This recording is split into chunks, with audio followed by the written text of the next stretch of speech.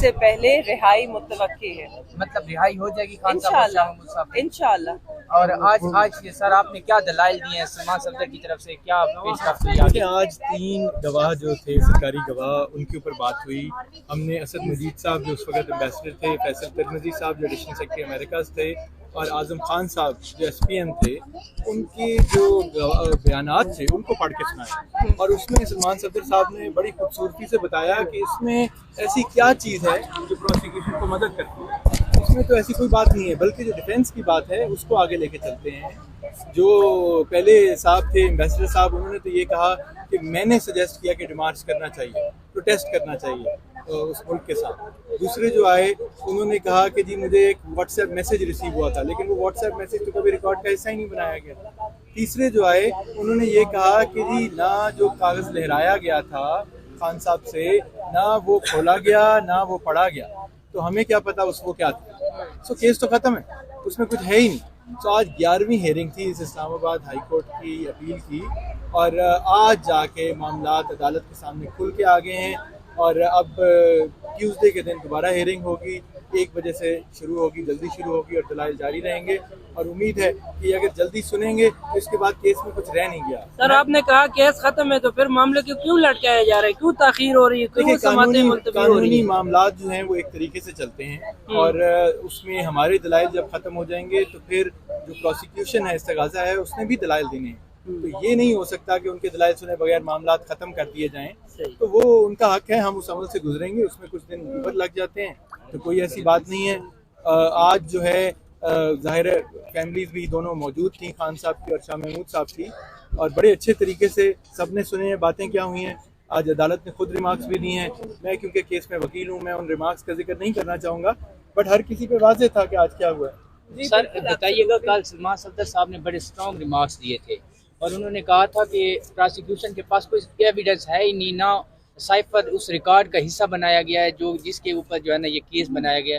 तो फिर सर इतना लंबा चौड़ा प्रोसिक्यूशन, उधर 5-5 7-7 बंदे इकट्ठे हो जाते थे अदालत में सजा सुनवाने के लिए, इधर वो जो थी ना, अगर आप अडियाला की देखें, अगर आप अडियाला जेल में जो कोर्ट लगाई गई उसकी बात कर रहे हैं, तो अब तो सबको मालूम हो गया, उसको हम एक इंसाफ की अदालत कह ही नहीं सकते। वो जेल में एक अदालत लगी थी ख्वाहिशात पर मबनी, और उसमें जो नतीजा आया वो वही था जो ख्वाहिशात थी।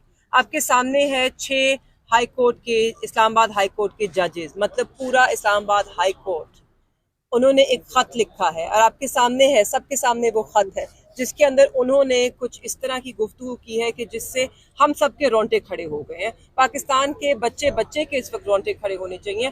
बड़ी परेशान कुन बात है, और मुझे तो उम्मीद है, क्योंकि ये एक सियासी नुक्ता नहीं है, ये एक सियासी मसला नहीं है, ये एक जुडिशल मसला है, ये हमारी लीगल फ्रेटर्निटी का मसला है।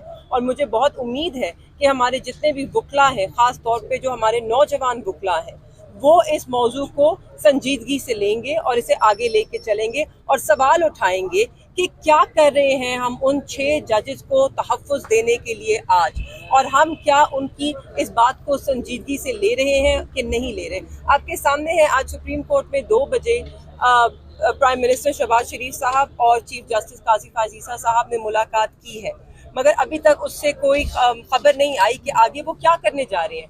मेरा तो मानना है कि किस चीज का एक जुडिशल कन्वेंशन होनी चाहिए, एक जुडिशल कन्वेंशन होनी चाहिए पूरी जुडिशरी की, पाकिस्तान की, और बाकी जजेस से भी पूछा जाए, डिस्ट्रिक्ट कोर्ट के जजेस हों, सिविल जजेस हों, हाई कोर्ट के हों, कि क्या आपके साथ भी इस तरह हुआ है, क्या आपको भी कोई धमकियां में इस फोन कॉल्स आई हैं, क्या आपको भी इस तरह के खदशात हैं। अगर आज हम नहीं लड़ेंगे इस जुडिशरी के लिए, इसकी आज़ादी के लिए, तो हम इस मुल्क में एक एक इदारे को तबाह कर बैठेंगे अपने हाथों से। आपके सामने जमहूरियत को हमने अपनी जमहूरियत को अपने हाथों से कमजोर किया है। आज फॉर्म 47 पे जीते हुए लोग हलफ उठाए बैठे हैं ऐवानों में, और जिन लोगों ने वोट हासिल किए हैं अवाम के, वो बाहर खड़े हैं, इंसाफ के मुंतजिर हैं। तैमूर साहब भी, मैं भी, हमारे जैसे दीगर हमारे जमात के मेंबरान, हम सब इंसाफ के मुंतजिर हैं। सिर्फ हम नहीं, हमारे हल्के की अवाम इंसाफ के मुंतजिर है। आपने लाखों लाखों लाखों बंदों की आवाज और उनका वोट चोरी किया है। हमें बताएं किस पे मुकदमा करना चाहिए। मैम आज इलेक्शन कमीशन ने जो चीफ जस्टिस है उनकी मुलाकात हुई वजीर आजम से, आपने देखा होगा कल जो वजीर आजम है शहबाज शरीफ साहब, उनसे मुलाकात की थी आर्मी चीफ ने, और फिर वजीर आजम का यूं मुलाकात करना मामूली बात है जी, मामूली बात है। जब आप एग्जीक्यूटिव होते हैं तो इस तरह की मुलाकातें होती हैं। मैम ये बताइएगा, इलेक्शन कमीशन ने आज कहा है कि अगर आप KPK के अंदर हलफ नहीं लेते तो सेनेट इलेक्शन जो हो रहे हैं वो हम मुस्तरद मतलब उसको जो है ना वो डिले कर देंगे। तो इस पे आप लोगों का क्या मौक़िफ़ है? मतलब अब KPK की हुकूमत जो है वो या आपके जो मतलब सीनियर लीडरशिप है वो करने जा रही है, उनका हलफ लेंगे? मैं तो इस पे ये कहूँगा जी कि देखें, पहले कानूनी अमल पूरे होने चाहिए। मेरे हलके में भी इलेक्शन कमीशन ने अब 1-2 दिन पहले रिजल्ट जजमेंट दे दी है कि जनाब रिकाउंट की एप्लीकेशन हम आपकी अलाउ नहीं करते। वो बाई इलेक्शन कराना चाह रहे हैं, सिर्फ सेनेट के इलेक्शन का इंतजार कर रहे हैं, तो ताख़ीर होती है। कानूनी मामला की वजह से तो बेशक हो जाए, लेकिन कानूनी मामला पूरे होने चाहिए। जिस तरह मेहरबानों ने कहा कि हम एक दरवाजे से दूसरे पे जा रहे हैं, अभी हम यहाँ पेश हुए हैं, इसके बाद अपनी इलेक्शन पिटीशन फाइनल करने जा रहे हैं, वो दायर करने जा रहे हैं। हम तो जितने इंसाफ पसंद तरीके से कानून और आइन के दायरे में रहते हुए कोई चल सकता है, हम उस तरह चल रहे हैं।